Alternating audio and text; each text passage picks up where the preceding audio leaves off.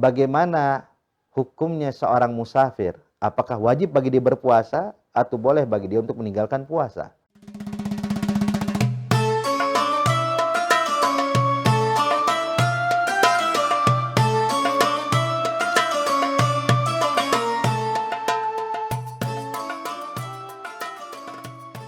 Assalamualaikum warahmatullahi wabarakatuh. Alhamdulillah, alhamdulillahilladzi hadana li hadza wa ma kunna linahtadiya laula an hadanallah.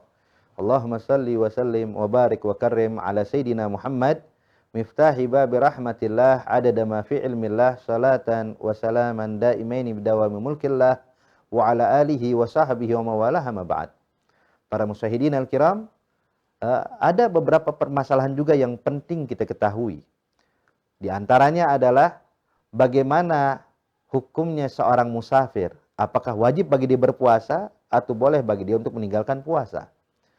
Bagi orang yang melakukan perjalanan jauh, melebihi daripada masafatul qasar, yaitu kurang lebih 80 kilo lebih ayyuhal ahbab, apakah boleh dia meninggalkan puasa atau tetap wajib berpuasa? Maka dibahas oleh para ulama. Jikalau dia keluar dari batas kampungnya, atau dia melakukan perjalanan atau sebagai musafir, itu sebelum waktu subuh di hari tersebut, maka boleh bagi musafir ini untuk tidak berpuasa di hari itu. Kenapa? Sebab dia telah dihukumkan sebagai musafir sebelum datang wajib puasa. Sebab wajib puasa itu dimulai dari waktu fajar hingga waktu maghrib. Adapun, jikalau dia memulai perjalanan jauhnya itu setelah waktu fajar, jam 7 pagi kah, atau jam 6 pagi kah, atau setelah sholat subuh dia melakukan perjalanan, maka hukumnya orang tersebut wajib untuk berpuasa. Wahakadha. Jadi kalau seandainya keluarnya setelah waktu wajib puasa, walaupun dia melakukan perjalanan ribuan kilo, melakukan perjalanan yang begitu jauh, tetap wajib bagi dia untuk berpuasa. Jadi itu perbedaan seorang musafir. Jadi intinya, kesimpulannya, kalau keluar sebelum waktu fajar, maka tidak wajib bagi dia untuk berpuasa. Tapi keluarnya setelah waktu fajar, wajib bagi dia untuk berpuasa.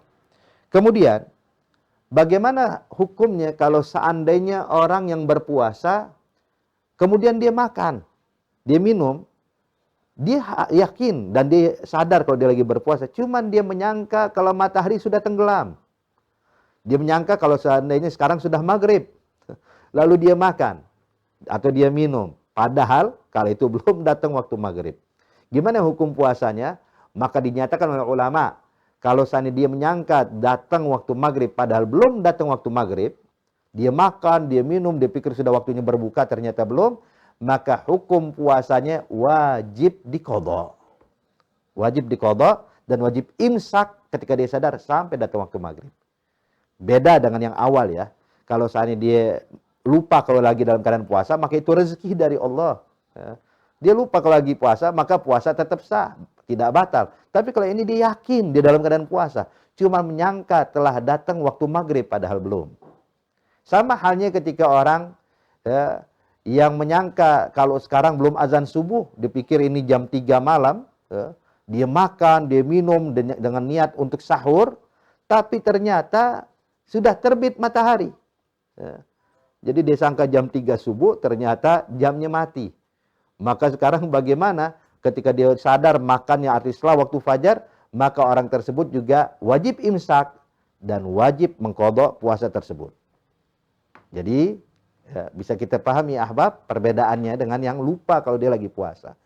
Kemudian ada hal juga yang penting yang harus kita ketahui, yaitu kalau seandainya ada keluarga kita meninggal dunia, apakah wajib bagi kita untuk mengqadhakan puasa atau tidak? Maka dibahas oleh para ulama-ulama kita ya ahbab. Kalau seandainya orang tua kita atau siapapun dari kerabat kita yang meninggal dunia memiliki hutang puasa, maka apakah wajib kita sebagai anak-anaknya atau keluarganya untuk mengqadha atau apa yang harus kita lakukan?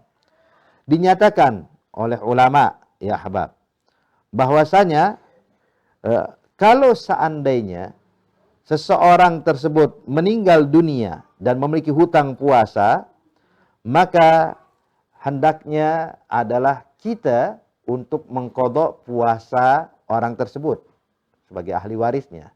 Sebagaimana diriwayatkan di dalam hadis yang diriwayatkan oleh Sayyidatina Aisyah radhiyallahu ta'ala anha wa ardhaha, bahwasanya Rasulullah sallallahu alaihi wasallam bersabda, "Man mata wa alaihi siyam sama anhu waliyuhu."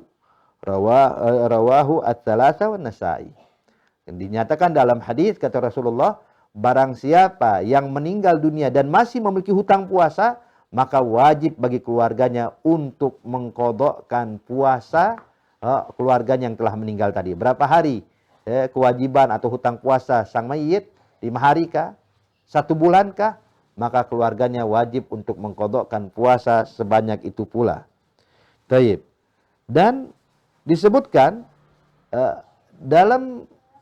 dan juga dibolehkan selain mengqadha puasa mengganti dengan membayar fidyah. Boleh juga.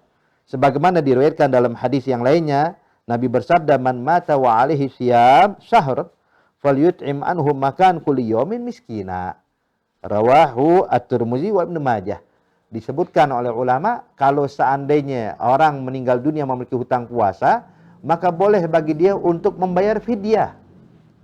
Arti menggantinya bukan mengqadha, tapi mengganti dengan membayar fidyah. Setiap 1 hari 1 mud.